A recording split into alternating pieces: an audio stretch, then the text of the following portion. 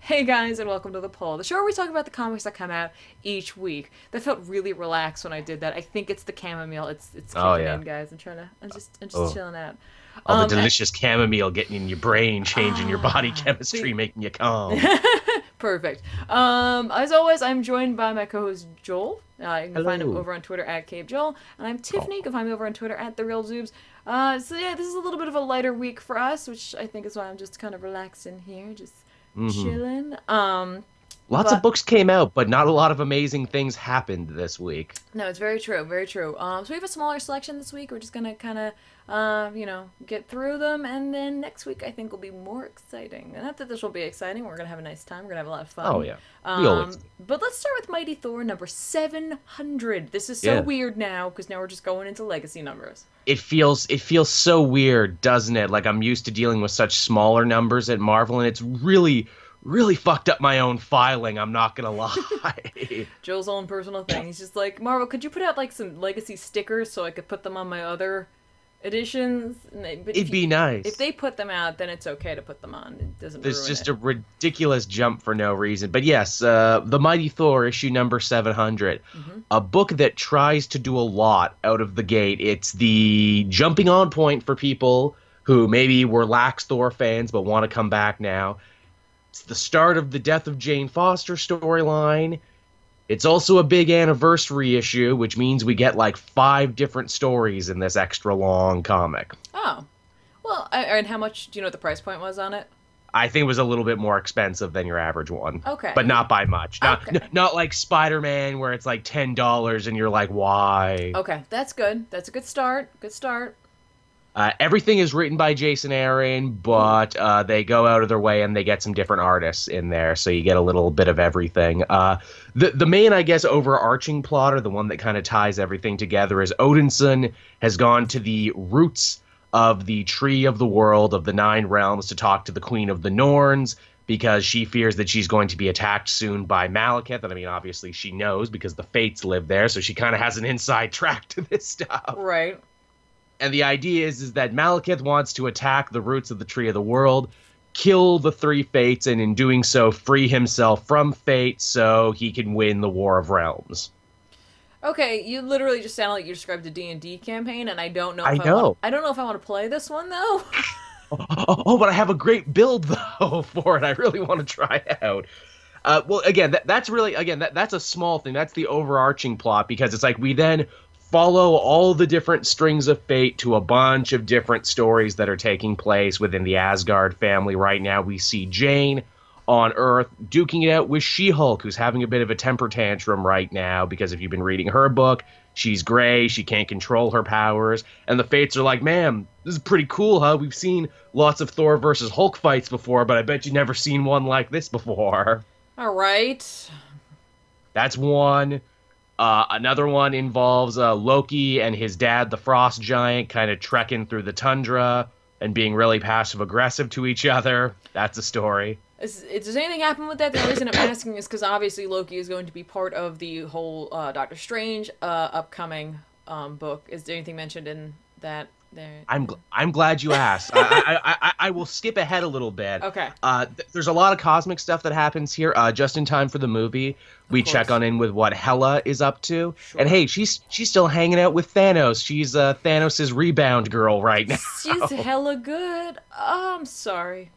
But man, we really need to invest in a soundboard, Yeah. like a Morning Zoo I soundboard. know, right? That hurt me. Just keep We can going. we can write that off on the taxes. So they're hanging out together, and she's like, "Man, killing these space aliens kind of bores the shit out of me, boo. Can we like go to Earth maybe and kill some people, or go to Asgard?" And Thanos is like, "Whatever you want, honey." He's just like, she's like, and then can we get ice cream? He's just like, yeah. He's a good date, Thanos. So Nice. they're planting seeds for that. But to answer your Loki question, they eventually end up losing the fight for the Fates. But the Queen of the Norns is like, okay, you know what? If they're going to sever the strings of fate anyway, I'm not going to give them the satisfaction. I'm going to cut them myself is what I'm going to do. And in cutting them, she basically gets some spoilers. She gets to glance into the future and see some stuff that's going to happen. One of those things being Loki with the Infinity Gauntlet fully completed. and with even more power. So it's like, wait, does he become Sorcerer Supreme and get the Infinity Gauntlet at the same time? That can't be. That's a lot of power. That's too much. He's a bit of a god mod. They'll need to nerf him in the next update. It's very unfair. All right. Loki takes god mod to the next level. Right, but the fact is, we've seen like Marvel use this ploy before, where someone sees into the future. Oh, it's slightly off. Yeah, it's that's true. Not quite what it's supposed to be. Oops. We do see Thor with a brand new costume though, and sporting what looks to be a brand new hammer, a solid gold one. Oh, did he, win enough credits in pro mode and upgraded his hammer? Nice choice. He bought the DLC, he pre-ordered, so he got the special solid gold Mjolnir, which leads us, of course, to believe, is this some new kind of hammer? Does Mjolnir get an upgrade? Like, what's happening? Because there's quite a few hammers floating around in the ether at the moment. Yeah, no, it's true. All right, go ahead. She also drops reference to the final host in the Celestial battle that we saw from Marvel Legacy. And I'm like, oh, good, Jason Aaron didn't forget the thing he wrote about. Yeah, no, Aaron doesn't strike me as the kind of guy who would forget something like that, especially because I feel like that's a story he really wanted to do. Whether or not Marvel's going to pick up the ball and keep going with it, it'll be a totally different thing. But I think he'll try to, feed that in. Gonna work it in. He sure does. Mangog returns. Mangog, who is basically the Norse answer to Doomsday, and he picks a fight with the War Thor, which, it took everyone working together to try and stop the War Thor the first time. Now it's that guy versus Mangog. That's going to be a huge fight. Okay. And really, that's it. Frog Thor stops by for a little short...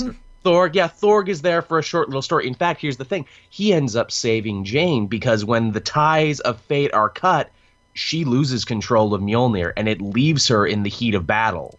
Oh, wow.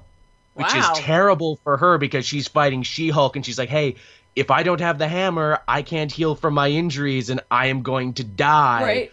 She's not only fighting She-Hulk, she's also fighting cancer. Also fighting inoperable cancer, but luckily, the Thor frog is there. It's like, no, it's okay, I got you, Jane, here. But wow, that was scary, wasn't it? It just up and left you. So, that's it? Yeah, that's basically it. And then it's like, hey, come back next issue when we focus on some stuff. This was more of like a sample platter of stuff that I've got planned for this new Legacy thing, and to try and catch up people who have been Lax fans. Gotcha. It's like you went to the Thor buffet and you filled up the plate to see what you liked from it. There was a little of everything. Did you like a lot of it, or you? I did enjoy a fair amount of it. I wish it could have been a little bit more focused, because the last arc that focused on War Thor was really awesome and really laser focused. So to see them be like, okay, everyone who's been paying attention and been a fan all along, maybe step to the side a little bit, because we got to get all these Fairweather fans up to date now. That's true, and that could be kind of rough, because then that's a difficult thing to balance just in general. But it doesn't help is that we kind of know that Marvel doesn't really have a strong plan, so it doesn't really help anybody or help their case. So it's like, we didn't expect Legacy to be a jumping on point, but we told our writers maybe you should make it. And in fact, that's a common thread and a common complaint that went through a lot of the Marvel books that came out this week. Right. Okay. All right, there you go, guys. That was Thor 700. 700. Big number. The big number. They're coming back, but presumably not for Doctor Strange, which is fine. But all right. So from Marvel and of course, godliness, let's go over and talk about Batman the Drowned. Yes. This was one that out of the gate, simply based on costume and the fact that it was a chick, I was just like, I have to find out how this happened, and that's exactly. I was excited for it. Right. That's exactly what this book did. It tells you what happened. It explains who this chick is, how it all went down. Honestly, is it a little cliche? Sure. Is it a little on the nose and obvious? Absolutely. Did I enjoy it nonetheless? Yes. I liked this one more than the Green Lantern one. The Green Lantern one has probably been my least favorite so far. That one chapped my ass just because it was filled with Batman, Bruce Wayne exceptionalism. Right. And this instead takes, you saw this chick, you're like, is it Batwoman? Is it a version where, the gender roles are reversed? It's gender role reversal. There we go. Yeah. We, instead of having Bruce Wayne, we have Bryce Wayne, which of course was difficult every time I read that to not say Dallas Howard afterwards. But okay, thank you. I'm glad that just wasn't me too, and I'm like, okay, so Bryce Dallas Howard became Batman at one point. And in her dark universe, she lost Sylvester, who, as Buffer and Thuckatash. Yeah, which was, is an allegory, of course, for Selena Kyle. So Sylvester Kyle dies, and the Catman's name was Sylvester. Wrap your head around that, everybody. That's right, Catman. There we go. And this, of course, throws Bryce kind of over the edge. It was due to what she calls rogue metas, which indicates in this world they don't really revere their superheroes, or at least Bryce Wayne doesn't revere them. And due to this, she essentially declares war on all metas, takes them down, no problem. Not opposed to killing. This one isn't, obviously. They're all dark at some degree, so of course she doesn't either. And what's left is, of course, Aqua Woman, which... Queen Aqua Woman. Yes, exactly. And when we run into Aquaman, actually, in the, Earth Zero, Bryce is essentially just like, oh, roles are reversed here. And it's just like, how funny. You think that. And meanwhile, we look at yours, we're like, oh, it's, yeah. So it just depends on what side of the fence you're standing on. It's a matter of perspective, really. That's exactly it. And the Atlanteans essentially kind of declare war. And she ends up utilizing DNA, like some sort of creature, like mer creature looking DNA. She splices herself into a mer person. It's pretty much it. She gives herself the ability to control water. She gives herself the ability to breathe water, along with some other key things, and creates, of course, this Bat Aqua hybrid, and then creates her own army. Of Deadwater, which is a group that Aquaman was fighting in his own book. So it's funny that Deadwater exists in both universes. Right. So she creates this army and then just goes to town and completely annihilates them and kills Queen Aquawoman brutally with her own tridents. Yeah. Brutally. Very much like Elektra and Bullseye. Just gone. So in our world, or not our world, but in Earth Zero, she's given the opportunity to take over the town of, was it Amnesty? Yeah, Amnesty Bay. Yeah, which is really trying hard not to make it into Amity Island. But anyway, and then Jaws shows up. But she floods the place after, arriving and understanding what amnesty means and just this whole thing. And it's funny, she's this random tragic character in a sense where she lost someone she loves. And it's you could maybe see Bruce going that far, but maybe not anywhere near as far as she did. But she also knew her world was screwed to begin with, and so she's just kind of angry overall. And I don't know if that's just because they're writing for a female character, so they feel they have to make it more emotional. Women are more emotional, says Dan Abnett. Right, potentially, or if it's just the nature of this story, because each person's writing their own take on these characters in a sense, right?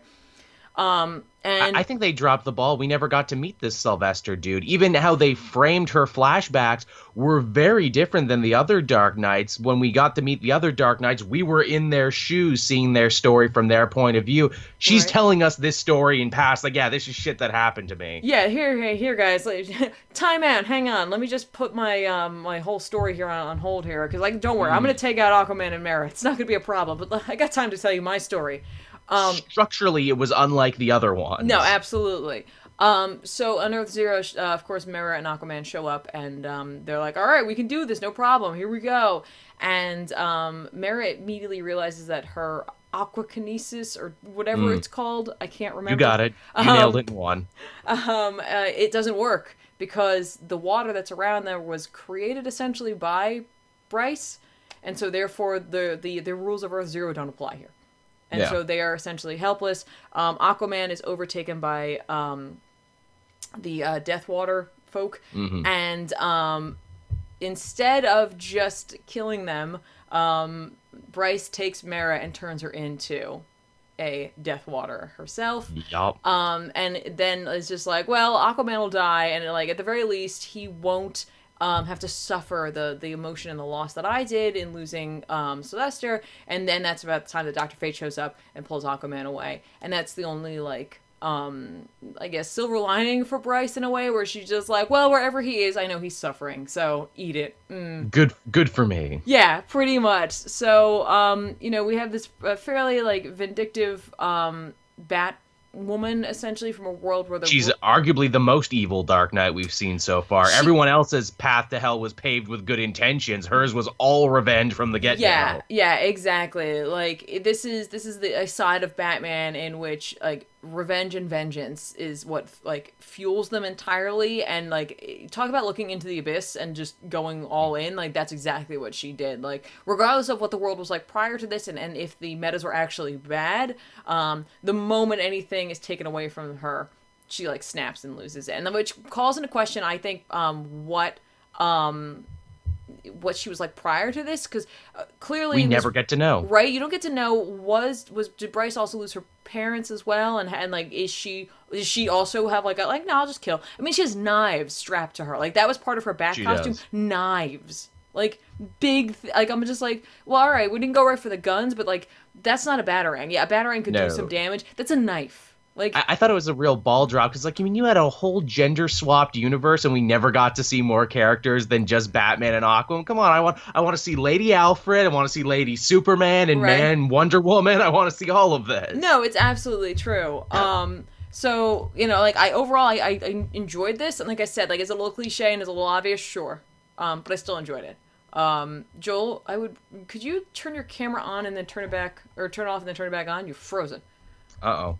So we'll just take a minute there, and I'll finish summing this up, though, that, like I said, like, I kind of enjoyed this weirdly. It's just like, haha, fun. And I'm looking forward to seeing more of what this character is going to do. And what we might get from her, if anything. I mean, obviously, the Batman Who Laughs is going to be the most important. She mentions him. He's been mentioned in other of these tie-ins. So I feel like more of that is going to be on him. But, you know, we'll see how much extra is given to those. I think, Joel, you still there?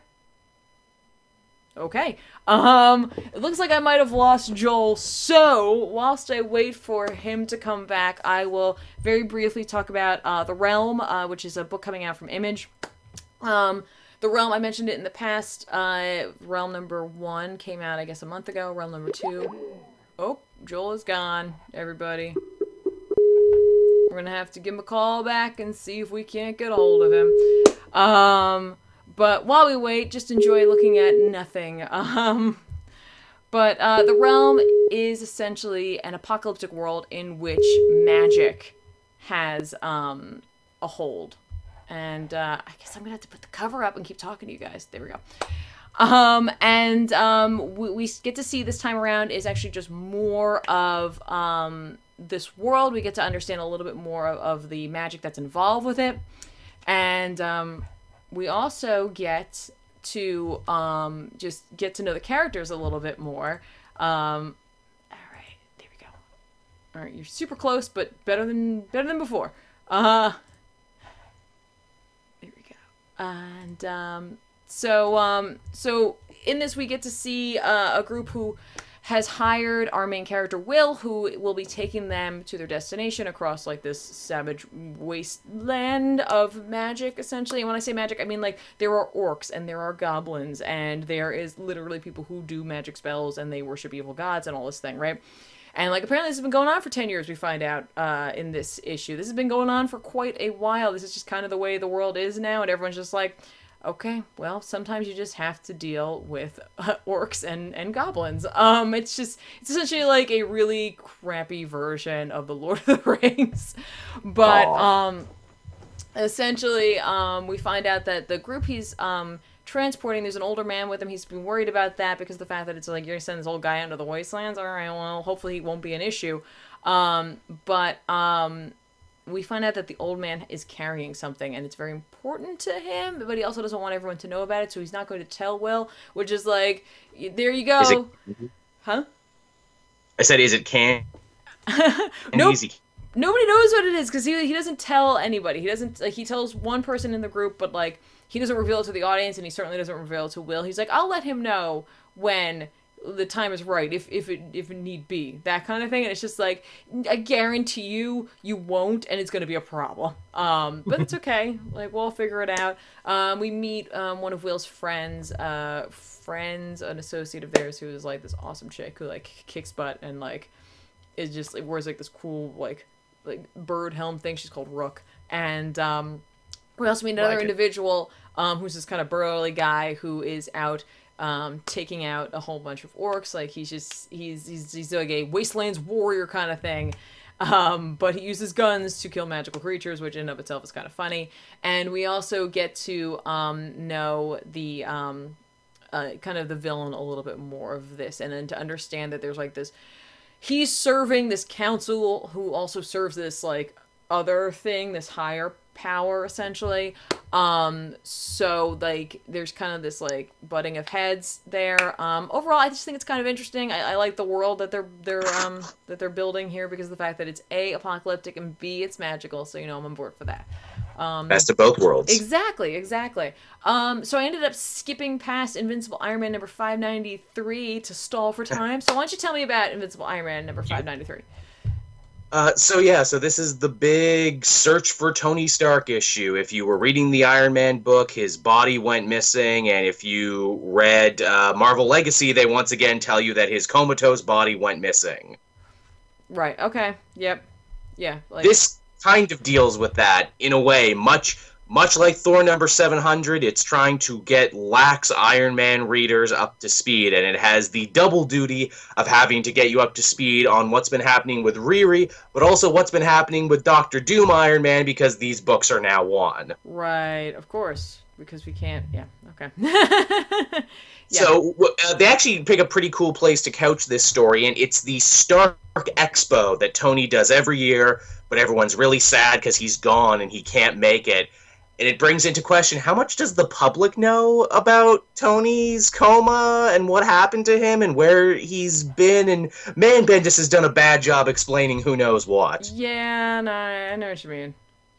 And then there's like a year of Secret Empire, so like who's been watching his body for a year? But then the Hollow Tony was running around too. Yep, yeah, and Hollow Tony was like really just Tony Stark because that's what they wanted to write for, but whatever.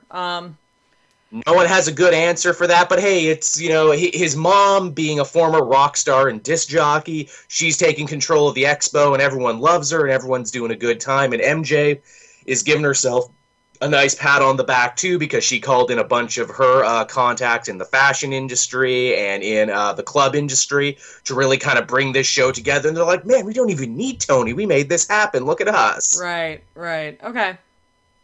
But then the evil board member who's been hanging out the periphery of this book is like, haha, we've voted you out now, apparently, which we tried to do once before, but you beat us back because we were also doing shit illegally because we hired the Ghost to break into Tony's safe and everything, but apparently we got the votes now and we're going to vote you out. Right, that is pretty much apparently anytime you have a situation where you have an evil, or you have like someone who is like on a board for any company, that's what ends up happening. Like there's a takeover, you get voted out, people don't believe. I mean, it's really all they can do, but I just want to be like, Bendis, you did this once already. You already did this story and they beat them. You can't do it twice. Right. No, I hear ya. So, okay, but how does Doom factor into all of this? Because we all saw how Infamous ended, and it's like, it wasn't great. I'm glad you asked, Tiffany, because it picks up directly from where that issue left off. You remember Doom captured like 100 different criminals and dropped them off at Rikers Island, but they plotted his revenge? Mm-hmm.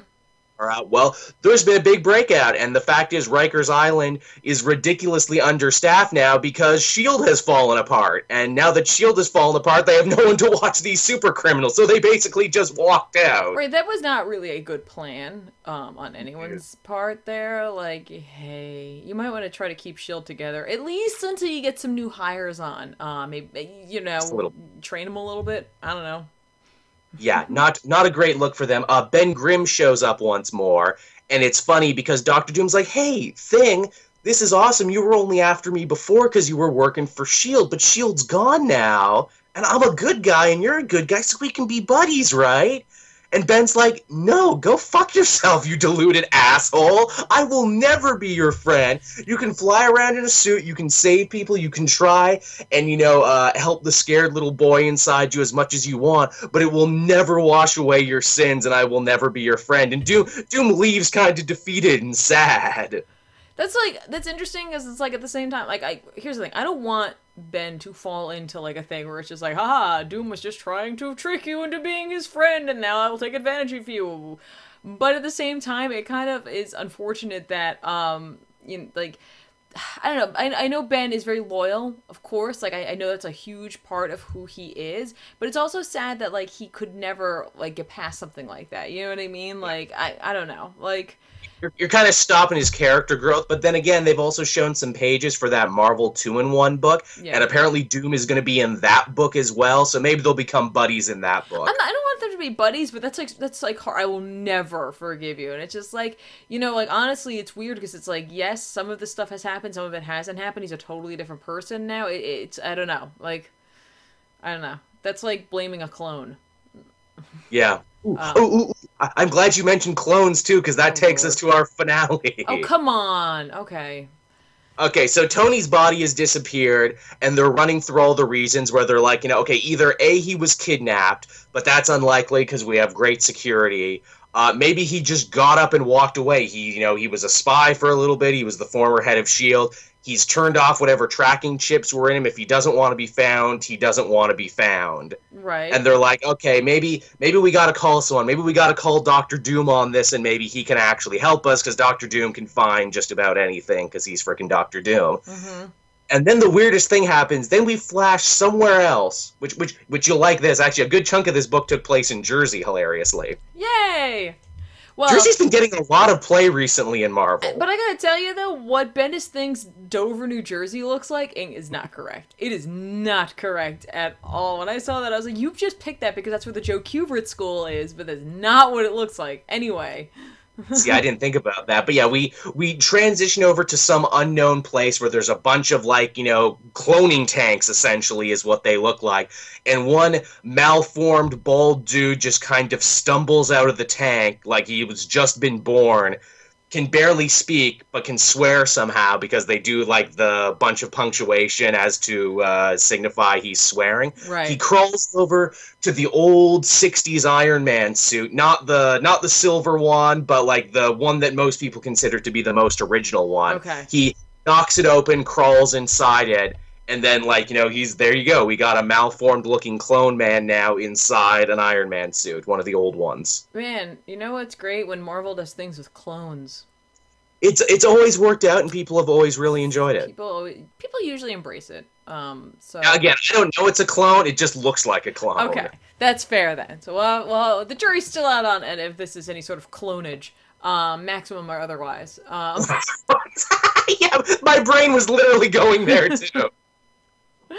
So all right, overall, this is, I guess, this is the first legacy issue for Iron Man, correct? Yes, it is. What'd you think? Had Bendis take combining all this stuff? Man, it's like they try really hard to make it a jumping on point for people who haven't been keeping up with Iron Man, but the fact is, if you haven't been keeping up with Iron Man and don't know what's going on right now, don't even try. Okay, there you go, guys.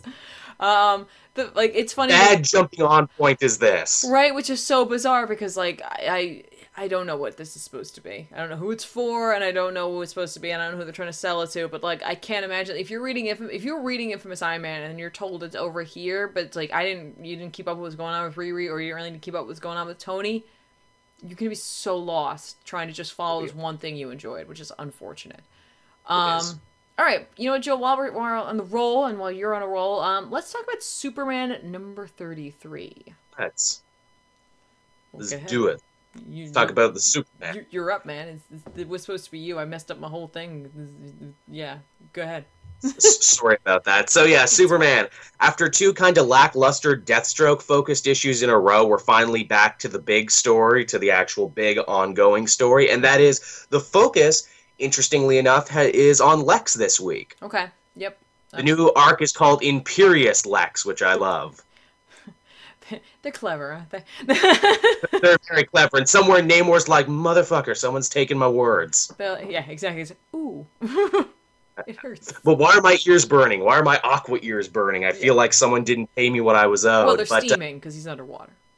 That too, of course. You'll remember after, what was it, Dark Side War. Yeah. Lex Luthor became the new leader of Apocalypse. He got a fancy new suit of armor. He got all this other stuff. He got a boom tube of his own mother box.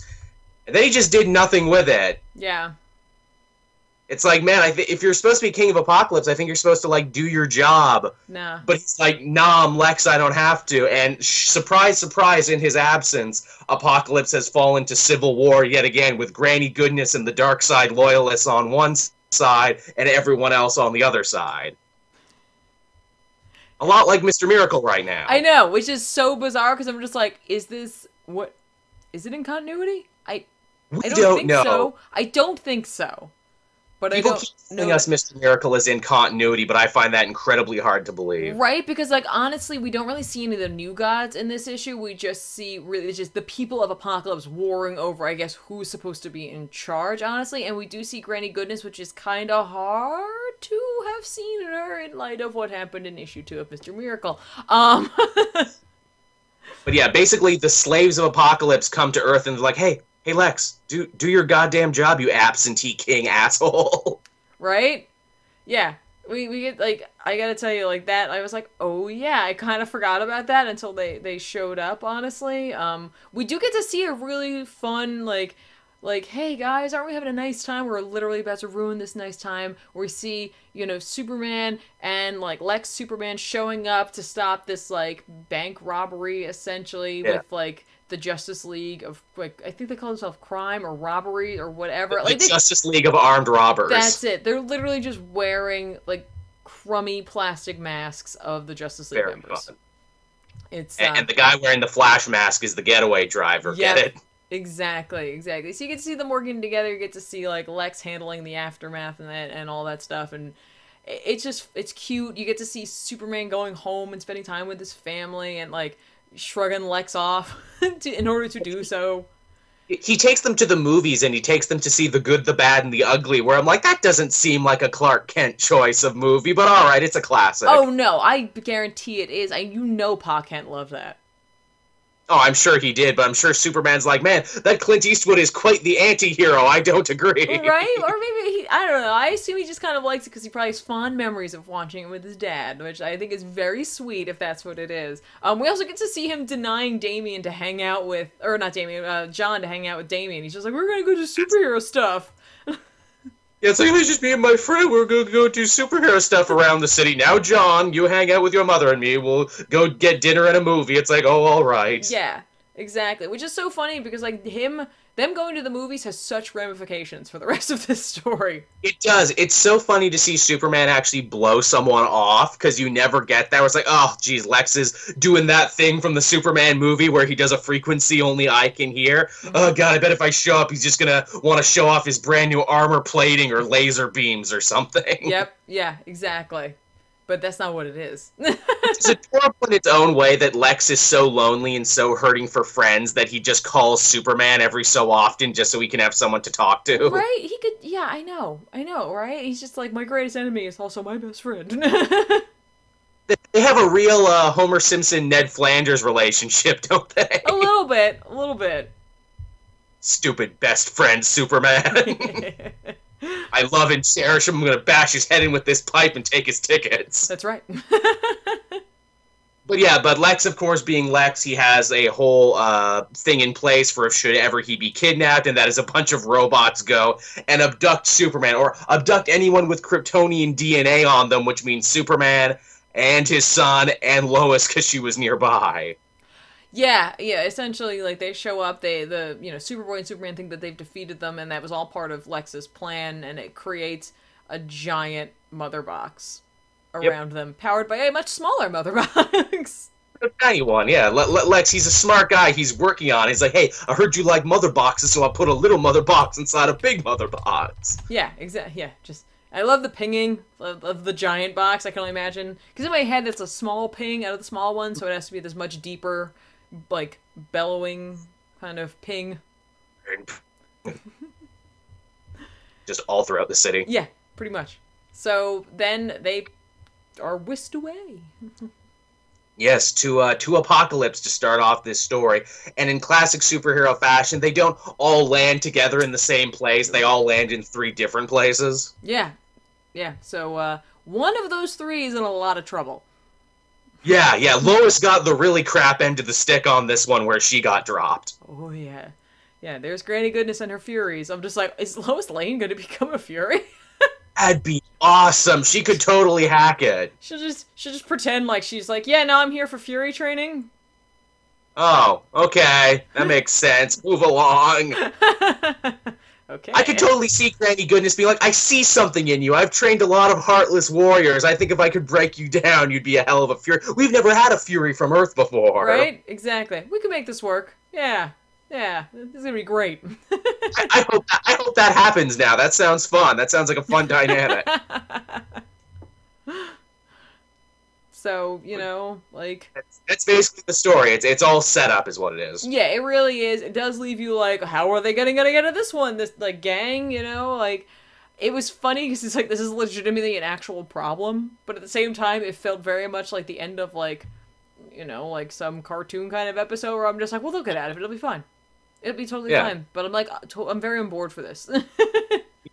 Me too. It seems like a good setup, and it seems like something they've been building up to a bit. Like they really needed to explain Lex's place on Apocalypse and what the hell the deal is, especially because we're seeing like baby Darkseid and teenage Darkseid in other books. Yeah. So, you know, clearly, like, I'm wondering if we will see his return in this, or if they're gonna, like, leave off with the seeds of something to come after some of the other bigger events in DC kind of settle down. Because honestly, I kind of hope they don't, because the Return of Darkseid I feel like should be something that's a little more grand, and right now they kind of have a lot going on, so like I feel like they shouldn't lump this on. Yeah. It's just also, that's another thing. Will Steppenwolf be important in this now? Because Steppenwolf is going to be in a movie. I know Steppenwolf was on the variant cover for this. I know, and like I'm kind of interested to see what this DC will do with movies coming out versus what they might have been doing in the past. So I mean, maybe that's it. Maybe instead of like we seeing a lot of Darkseid, maybe we'll see a little bit more of Steppenwolf in this in the lead up to the book. I mean, honestly, I read to the movie. I honestly don't see why they would necessarily care. I feel like people are not going to be like, oh, that's Steppenwolf guy. We got any comics about him? Like, based on the movie? Like, I feel like new readers are not going to be desperate to get a hold of that. But I could be wrong, because I haven't seen it. No one is desperate to read anything about Steppenwolf. He's a guy who stands in the background of stuff. Right? So, you know, overall, like, Superman number 33, start of a new arc. You know, it's so funny, because it's like, we have him going to Apocalypse, which for me is like, wow, that's a huge thing going on, and, like, in light of like, you know, him of Darkseid not being there, in light of the role Lex has to play, in light of his whole family being in there, and then over in action you have the whole, you know, Jor-El return thing going on. So there's a lot going on if you're a Superman fan right now. I feel like it's a battery in Dark Knight's metal. Superman is having it rough. He really, yeah. This is not like an easy time for Superman, but it's like a kind of a good time for readers overall, because I feel like when Superman is, yes, I like when he's like hokey and corny and all that stuff, but I also like when he's against these odds, because I like to see that element of hope return to him in that sense. So I look forward to seeing where this goes. He's gonna have a vacation after this. I think he's earned one. Right. Meanwhile, over in Marvel, Doctor Strange number 26 came out. This is the final issue before I actually get a series back. So thank you, I guess. Really not done yet? I thought this was Donny Cates this week. No. That's next month. I'm sorry. That's next month. No, this is John Barber.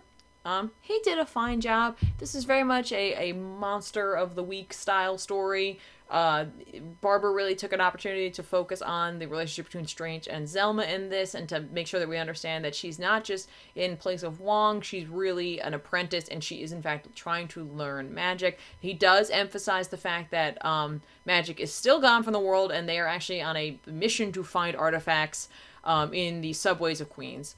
Because where else would they be? Right, well, there's this, like, it's very Ghostbusters in the sense there's this huge thing under the subway, and they go in there, and, like, eons ago, there were these other three incorruptible individuals who came there, and they met up with this being, essentially, and they were, like, possessed by it, and essentially just them battling that, and, like, watching Strange use the lessons of what's happening to try to teach Zelma how to better, you know, serve magic and to be part of it and all that stuff, and how to think on her feet, that kind of thing. Again, the story can't do anything, honestly, because of the fact that Donny Cates is literally about to come in and take over and start the next arc. Yeah. So the past few books haven't really done anything but be like, here's a fun story you kind of wanted to see. They're place fillers. Right, but like if you're looking to like for huge character growth, that you weren't going to find it here. Again, it feels like to me really this was just setting up the fact that it's like, hey, this is where Strange is. Don't forget Wong's gone. Zelma is learning magic, and we get to see Strange doing some cool stuff. He was written pretty well. I kind of enjoyed Barbara's version of him. He was much more in a mentorship role in this than than I've seen before in the more recent series. He was a little less sarcastic, but the humor was still there, but it wasn't like over the top. That's good. Zelma was fine. She carried a little bit more of the sarcasm, and sometimes it got a little grating for me. I was just like, okay, yeah, I get it. I get it.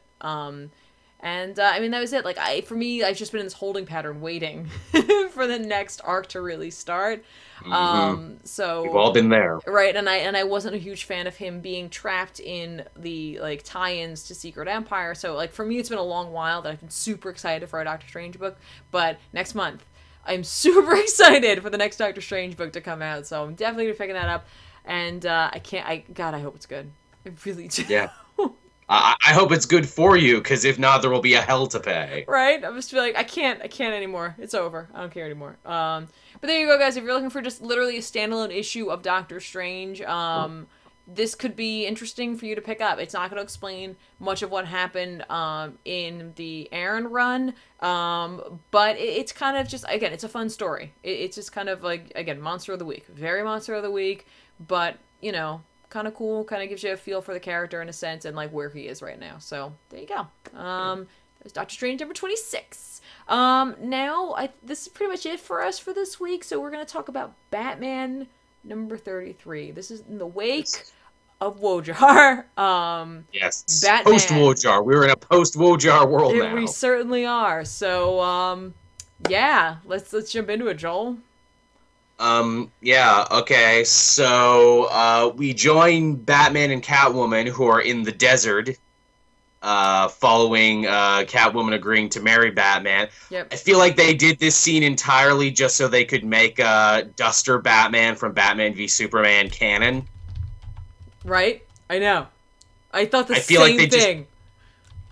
They just really wanted to make that costume canon, where it's like, well, Batman's gone to the desert a bunch and he's never put on a duster coat or done anything like that. What made him do that this time? It's just like, he's like, I'm looking cool. I'm looking so cool. Also, Batman, I hate guns, but I'm totally cool with Catwoman carrying a gun, though, and shooting one of our horses when it goes lame. Well, okay, here's the thing. They were like, when I saw that, I was just like, ooh, Batman hates guns. But then I was like, but that is very humane. That's very humane to do that, to not let that animal suffer like that. And, like, maybe they could have used, like, some other device, perhaps. I don't know what. I feel like Batman should have had something there to do. It just feels odd that he did it and didn't say anything about it. Like, not even, like, a wince from him. Right. Or, like, that she didn't, like, volunteer to do it, and he was like, I prefer if you didn't, but, like, I totally get it, but, like, there's also that, again, there's the element of, like, being like, but that is the right thing to do. I mean, I guess it also does kind of fit with Tom King's interpretation of Batman, and that is whenever Catwoman is involved, Batman becomes the biggest hypocrite known to man, so... Yeah. It's okay when she does it. But only when she does it. Right? Well, maybe she would have definitely done that no matter what. But yes, I that's a small thing I'm focusing on there. Alfred is actually the one who has to break the news to the extended sidekick family that, oh yeah, Batman and Catwoman have eloped and now they're staging a strange two-person invasion of a Middle Eastern nation I don't think we've ever heard about before, but a place that the Justice League is very, very focused on making sure no superhero ever goes there. They have a weird agreement with whoever runs this place that no superhero is welcome. Right, and it's guarded by well, we'll get there, but go ahead. a big giant dude. I will say, you know, as much as I have my problems with Tom King's writing of Batman, I actually think he really gets the sidekicks pretty well, and them all hanging out together is a perfect encapsulation of their characters. Like, Damien is sitting there reading a book. You know, he's very mature and put together. Jason is wrestling with the dog to where I'm like, yeah, that's what Jason would do. He's one of those guys. Yeah. I will say though, I wish, because I know this is like kind of a filler artist, and I get it. I get the idea, like the humor behind this, where it's just like, of course, most Robins look alike. Duke, of course, is Duke, but looks different because he's Duke. The fact is that I felt like the art didn't have enough distinguishing characteristics to it. To Honestly, yeah, a lot of very similar faces. And some of the art was great though later on. Like Cowan looked pretty good. A lot of the buildings looked pretty good. But like some of the stuff, like some of their hands, I was like, that's a lot of lines. And like Alfred looked like he was like Methuselah. Coming from the other room, I am a million years old. Right? Also, when did I miss a bit? When did they get Ace the Bat Hound back in the Bat family? Did I miss a thing? I don't know. Tom King remembered that he's there. I guess, well, because Dick makes a joke about it where it's like, oh yeah, I mean, how many rooms in the house have you been to, Duke? Oh yeah, have you seen the cow yet? Yeah, exactly. Always bring up the Bat Cow. There's a cow, and in my mind too, I'm like, but what happened to Titus? Didn't Damien have a dog named Titus who was basically filling the Ace the Bat Hound role? What happened to him? Well. Please tell me they didn't take him to a big bat farm upstate. Please tell me he's just living wherever Damien is living now in Titan's Tower. Well, we don't really know, honestly. I mean, like, why does Batman have this shotgun that seems to be just for killing animals? Yeah, it's his killing shotgun. Yeah, his hunting and killing shotgun. I love too. They're like, okay, so they get Tiger Khan, Agent Number 1 from the Grayson Spiral books, to lead them into like this enemy territory in the desert and everything, and they face the Guardian of the Past or the Guardian of the Desert, who is this big jacked like Indiana Jones looking dude, who is like, oh, I have stopped whole armies, I have stopped everything, no one gets past me, none shall pass. Yep. Catwoman beats him off panel. Yeah. Well, then I don't know. It was easy. I think they were running out of panel room, or they didn't know how to explain how she would have done it, but she does. Again, I am just filled with questions. How did one guy hold the pass for so long? Why did you build him up so much if he just got beaten up off panel? Well, he's like the knight, guarding the Grail. You have chosen wisely. Right? Yeah. With your references, Tiff, you have chosen wisely. Thank you. And eventually it's Damien who proves to be the real detective here by putting it all together, where he's like, wait, Batman ran off without telling anybody. He's brushing off calls from the Justice League. Oh no, I know where he's going. I know what he's doing if he's getting married. And it has something to do with his mother, Talia al Ghul. Yeah. Maybe he has to get permission. He's just like, yo. But baby mama, is this okay? Yeah, I mean, like... Does he need to get an annulment? Were they married or something? Does Talia need to sign some papers? I feel like no. Is this Batman's whole thing to try and serve her? Talia al Ghul, you've officially been served. I feel like whatever happens in the Lazarus Pit stays in the Lazarus Pit. The rule, it's like Vegas. It's like Super Vegas. I gotta tell you, that's interesting, the idea of bringing Talia in. Cool, right? Neat. I haven't seen her in a bit. It's fun, right? Like, in the main Batman title. Cool. It's just funny right now that we have Metal going on, in which Batman did something, and like the Justice League is mad at him about it. That's right. And now we see it again here. I don't know. Like, that's... It feels like a lot of repetition. It feels like, man, did these things have to come so close together? That's really what it comes down to. It's just how, like... It's just not a good planning thing, in my opinion. Also, what was with Talia's, 40-person orgy? Well, she gets bored. She's been around for a while. She's seen it all. Gotta do something to entertain yourself in the desert. What else are you gonna do? Maybe she's like, no, look, if I can't have Bruce Wayne, if I can't, be with him, it's gonna take all of this to even equal him. That's my guess. Everybody. I'm like, wow, Talia al Ghul has a harem. Man, Tom King really got into his Thousand Arabian Nights headspace when he was writing this, wasn't he? Right? So, I don't know. We'll see where this is going, honestly, because... He did better than Wojar. I hope so. But, again, I'm kind of just... I'm interested to see the interaction between Talia and Selina. I think Selina's not going to take it. But Talia might just be totally cool with it. She might not care. She might just be like, "You're happy," but at the end of the day, like, it's never gonna be as good as me. Like, she just might be very egotistical. I don't know. Or there could be a totally different reason. Who knows? Is there going to be a sword fight? Usually when Batman goes to the desert, there's a sword fight on top of tall stuff. Well, she did request her swords, so... She totally did. Think so. You know what? I'm excited for issue 34. Then bring on the sword fights. Right? Yes. More sword fights, the better. You know what the problem is? Catwoman brought a whip to a sword fight. Again, keeping with the Indiana Jones theme. Yeah, exactly. It's all gonna work out. There's gonna be a plane. There's gonna be a fight. There's gonna be a bridge. It's gonna be great. So good. So there you go, guys. That's some of the books that came out this week. Again, a little bit of a shorter episode. Again, just kind of a lighter week. Sure, there are other books that came out, but this is what we had the opportunity to read before this show. Next week we'll see what comes out and what's going on. I know I'm a little disappointed because Doom Patrol got pushed back a month, so yeah. Oh. A lot of pushbacks. Metal got pushed back too. I know. That I was really surprised by. I really thought those two were on top of it, so I'm wondering what that's all about. I wonder if Capullo just got caught up, or if there's maybe some editorial changes. I'm hoping not, but we'll see, and we'll hear all about it, I'm certain, because with the age of the internet, there's no secrets. It's true. It's really true. But thank you guys so much for hanging out with us. Thank you, Joe, for being here and for coming back. And yeah, I know, right? That was a scary couple minutes. It was fun. I kept it going. I was like, we're just gonna keep this on rolling, see where it ends up. Still busting on. Yeah, we're professionals here. We're not professionals. Don't forget, if you want to hang out with us outside of the show, you can go over to Twitter and check out @CapeJoel. Joel will tell you everything that he's doing over there on the Twitter. He'll tweet at you in 100 and whatever characters. You know what's funny? I don't even think about it anymore. I just wait for Twitter to yell at me that I've gone too far.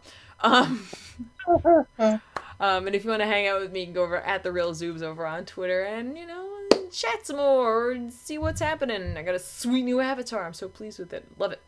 Really nice. Yeah, I love it. God. Anyway. Good work. Yeah, it's gorgeous. I love it. I'm just gloating. Just gloat.